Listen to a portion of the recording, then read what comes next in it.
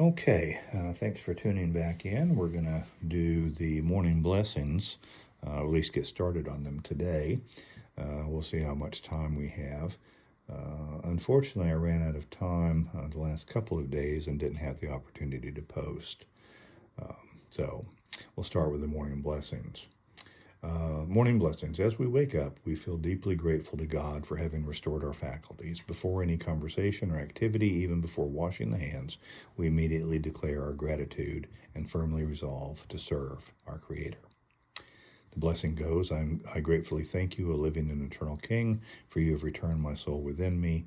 With compassion, abundant is your faithfulness. Judaism believes that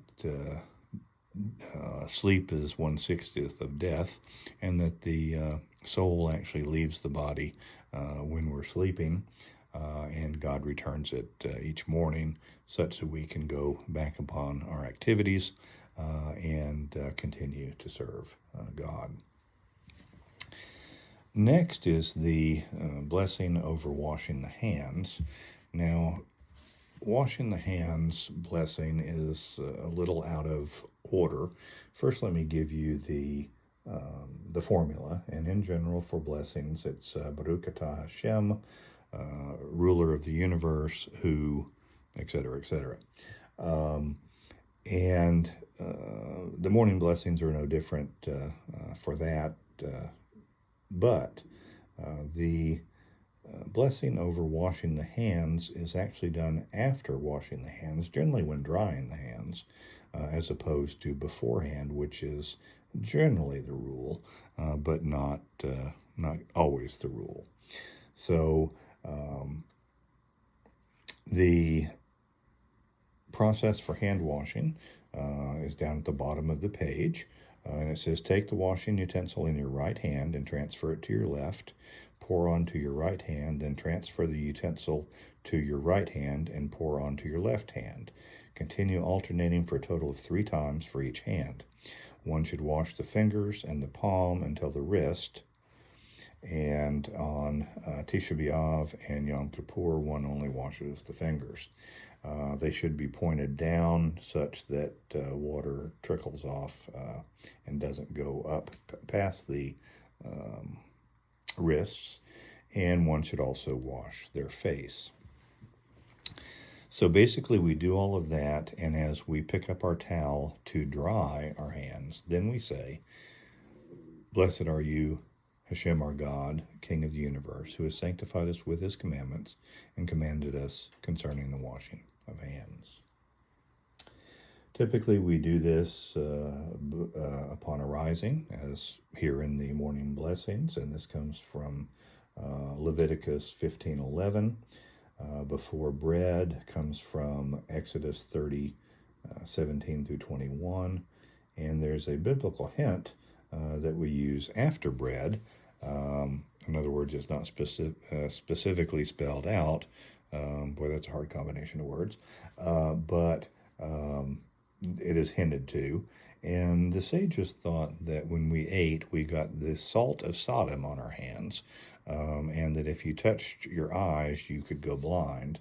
Obviously, we think of this as folklore and mythology now, but it's still done as a custom, as a tradition of the fathers, so to speak. And quite frankly, anybody who has touched their face after making lemonade or their eyes after salting something certainly would appreciate the gesture. So we dry our hands and our face. We say the blessing, as we've just said. And then we move on to the next blessing. Each time you relieve yourself, wash your hands and recite this blessing. Blessed are you, Hashem our God, King of the universe, who fashioned man with wisdom, creating within him many openings and cavities.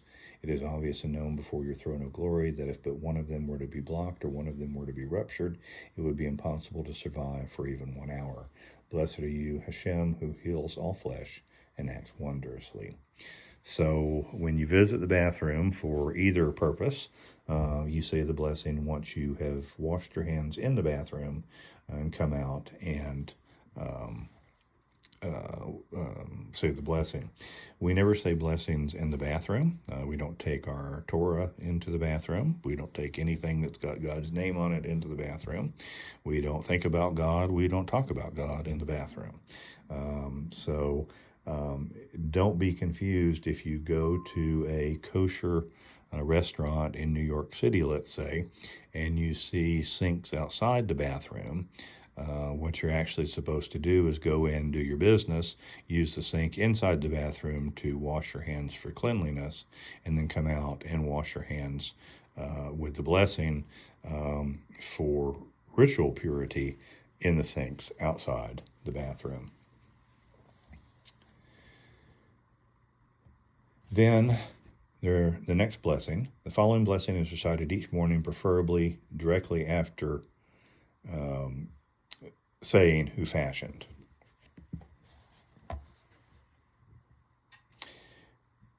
My God, the soul you've placed within me is pure. You created it, you fashioned it, you breathed it into me, you safeguard it within me, and eventually you will take it from me and restore it in the time to come.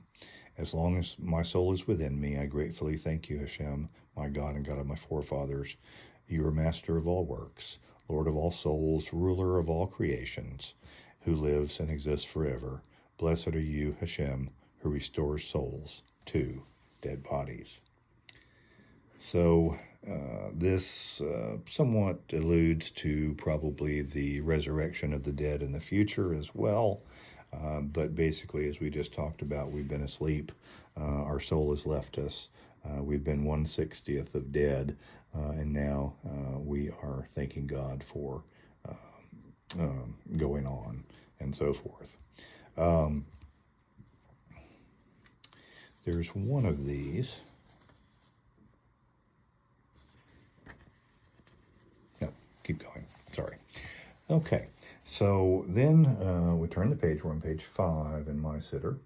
And there are some laws as far as what time, early and latest, these can be said, etc.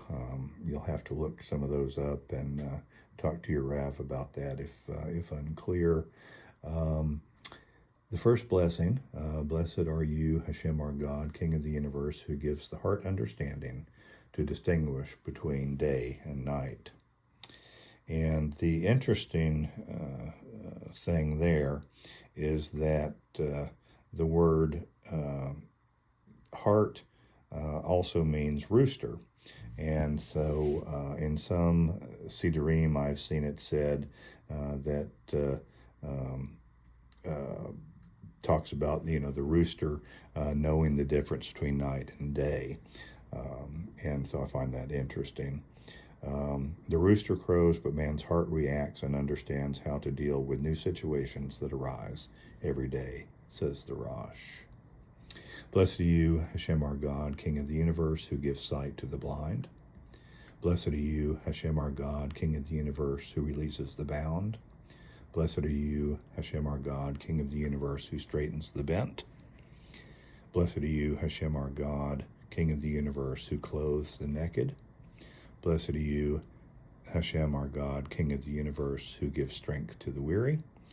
Blessed are you, Hashem our God, King of the universe, who spreads out the earth upon the waters. Blessed are you, Hashem our God, King of the universe, who firms man's footsteps. Now, the following blessing, I mentioned that there are some idiosyncrasies here and there. The following blessing is not recited on Tisha B'Av or Yom Kippur because on those days we do not wear leather shoes and other finery, so to speak, and so we don't say this blessing. But the blessing goes, blessed are you, Hashem our God, King of the universe, who has provided me my every need. Blessed are you, Hashem our God, King of the universe, who girds Israel with strength. Blessed are you, Hashem our God, King of the universe, who crowns Israel with splendor. Blessed are you, Hashem our God, King of the universe, for not having made me a Gentile. Don't get upset, I'm going to come back to this. Blessed are you, Hashem our God, King of the universe, for not having made me a slave. And blessed are you, Hashem our God, King of the universe, for not having made me a woman. Now, women, say, blessed is he for having made me according to his will. So now, before anybody gets upset about those three, and they are, without further explanation, can be a little bit problematic. Reading on in the Siddur, for not having made me a Gentile, a slave, a woman, the Torah assigns missions to respective groups of people. Within Israel, for example, the Davidic family, Kohanim, and Levites are set apart by their particular callings, in addition to their shared mission as Jews. All such missions carry extra responsibilities and call for the performance of mitzvot associated with them. We thank God for the challenge of improving his universe in accordance with his will. Male, free Jews have responsibilities and duties not shared by others. For this, men express gratitude that, unlike women, they were not freed from the obligation to perform time-related mitzvot. And so women are exempt from those that are time-related because they raise the family, they take care of the children, they take care of feeding the family, etc. So anything time-bound, women are not generally held responsible for. Then continuing on, so it's not as bad as it sounds, but I know without an explanation it does sound rather crass, and I apologize, but I think the true meaning of it is that we have not been exempted from commandments due to one reason or another, and we thank God for the ability to perform those commandments and actually for having the responsibility of them. Blessed are you, Hashem our God, King of the universe, who removes the bonds of sleep from my eyes and slumber from my eyelids. And may it be your will, Hashem my God and God of my forefathers, that you accustom me to study your Torah and attach me to your commandments. Do not bring me into the power of error, nor into the power of transgression, nor into the power of challenge, nor into the power of scorn. Distance me from the evil inclination and attach me to the good inclination. Grant me love, grace, kindness, and mercy in your eyes and in the eyes of all who see me, and bestow beneficent kindness upon me. Blessed are you, Hashem, who bestows beneficent kindness upon his people Israel. May it be your will, Hashem, my God and God of my forefathers, that you rescue me today and every day from brazen men and from brazenness and from an evil man, an evil inclination, an evil companion, an evil neighbor, an evil mishap, an evil eye, an evil speech, a harsh trial, and a harsh opponent, whether he is a member of the covenant or whether he is not a member of the covenant. And then some add, may it be your will, Adonai, my God and God of my forefathers, that you rescue me today and every day from informers, false witnesses, the hatred of others, libel and natural death, harmful illnesses, and harmful occurrences, and from the judgment of hell.